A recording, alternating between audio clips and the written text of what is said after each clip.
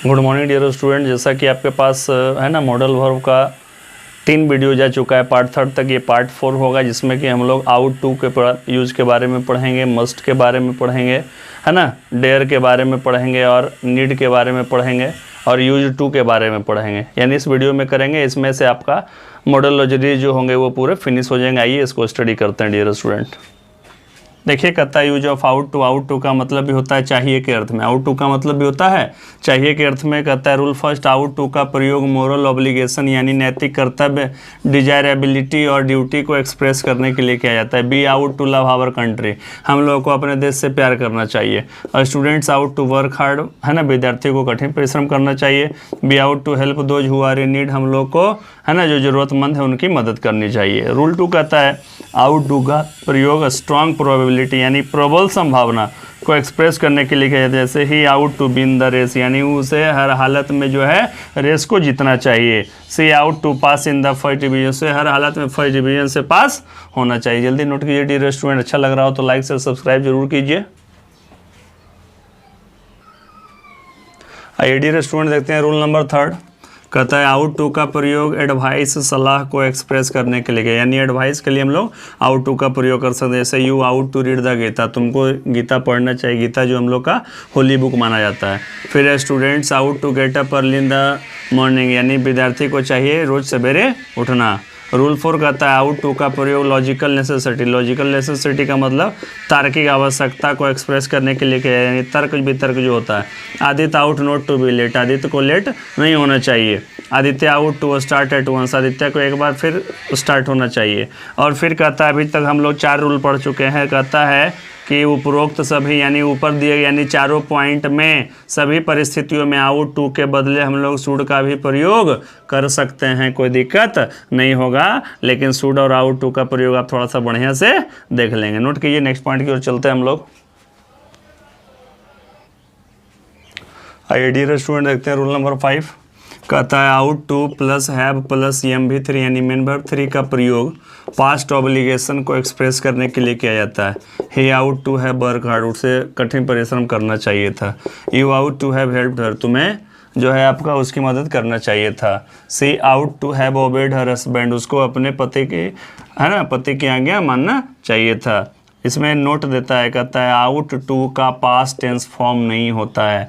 इस चीज़ को सीखे डियर स्टूडेंट्स, है ना, कि आउट टू का पास्ट टेंस फॉर्म नहीं होता है, लेकिन इसका past tense form ought to plus have plus main verb 3 के रूप में होता है। ठीक है, अब रूल 6 देखते हैं हम लोग।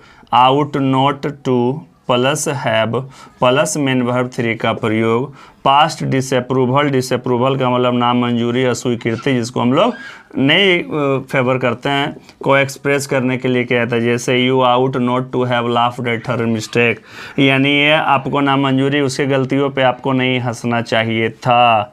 फिर कहता है Mahi ought not to have treated her husband like that, यानी माही को अपने हस्बैंड को उस ढंग से ट्रीट, व्यवहार नहीं करना चाहिए था। इस प्रकार आउट टू का ये होता है खत्म। अब नेक्स्ट पॉइंट की ओर चलते हैं, जल्दी नोट किया डियर स्टूडेंट। आइए देखते हैं अब हम लोग आउट के बाद मस्ट का प्रयोग। मस्ट का मतलब होता है अवश्य के रूप में, यानी अवश्य चाहिए, हर हालत में वो काम करना है आपको। कहता है मस्ट का प्रयोग कंपल्सन यानी बाध्यता, जिसको मजबूरी बोलते हैं, और स्ट्रॉन्ग मोरल ऑब्लिगेशन मीन्स प्रबल नैतिक कर्तव्य को एक्सप्रेस करने के लिए किया जाता है। Candidates must answer at least 5 out of 10 question, यानी हर हालत में चाहिए कि जो भी, है ना, विद्यार्थी हैं, उम्मीदवार हैं, जो भी हैं, उनको परीक्षार्थी 10 क्वेश्चन में से 5 क्वेश्चन कम से कम बनाने होंगे। You must do as you are told, तुमको ऐसा ही करना चाहिए जैसा कहा जा रहा है।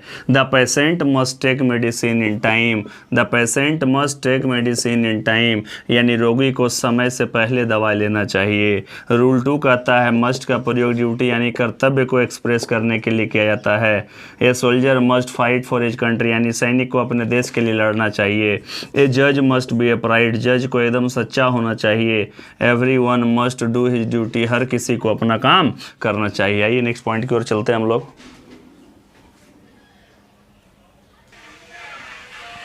आइए देखते हैं रूल 3। कहता है मस्ट का प्रयोग फिक्स डिटर्मिनेशन यानी पक्का इरादा, दृढ़ संकल्प को एक्सप्रेस करने के लिए किया जाता है। बी मस्ट गो, है ना, जिससे हम लोग को अवश्य जाना चाहिए I must have my money back, मुझे अवश्य अपना मनी वापस लाना चाहिए जो किसी को दे रखा है। You must surrender yourself to her father, तुम्हें उसके पिता के सामने सरेंडर करना चाहिए। रूल 4, मस्ट का प्रयोग सर्टेनिटी यानी निश्चितता को एक्सप्रेस करने के लिए किया जाता है।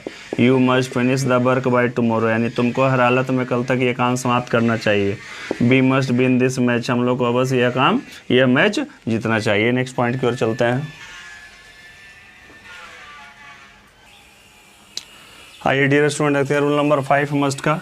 कहता है मस्ट का प्रयोग स्ट्रॉन्ग लाइकलीहुड मीन्स प्रबल संभावना को एक्सप्रेस करने के लिए किया जाता है। यानी you must have heard about Mahatma Gandhi, आप लोगों ने महात्मा गांधी के नाम के बारे में ज़रूर सुना होगा। He must be hungry after his long walk, यानी वह लंबे दूरी तय करने के बाद अवश्य भूखा महसूस कर रहा होगा।